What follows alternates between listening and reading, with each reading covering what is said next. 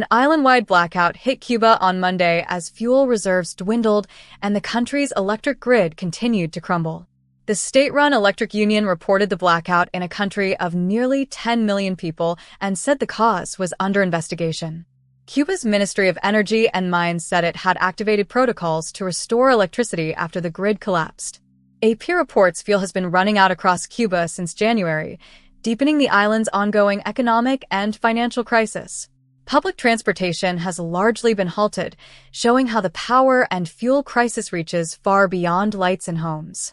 AP reports officials have canceled tens of thousands of surgeries, turning the energy shortage into a broader public health problem. Energy Minister Vicente de la Oleve said microsystems were operating a couple hours after the outage, and vital services were being protected. President Miguel Diaz-Canel accused the United States of trying to incite social unrest by strangling Cuba's fuel supply. AP described concern across Havana, including residents wondering when power would return so they could cook. One resident told AP the outage was the latest hit, saying people had no power, no water, and no gas until electricity was restored. AP reports Cuba produces only 40% of the fuel it needs, and a late March Russian tanker delivery had run out by the end of April. The government has been rationing power with intentional outages that can stretch to more than 24 consecutive hours.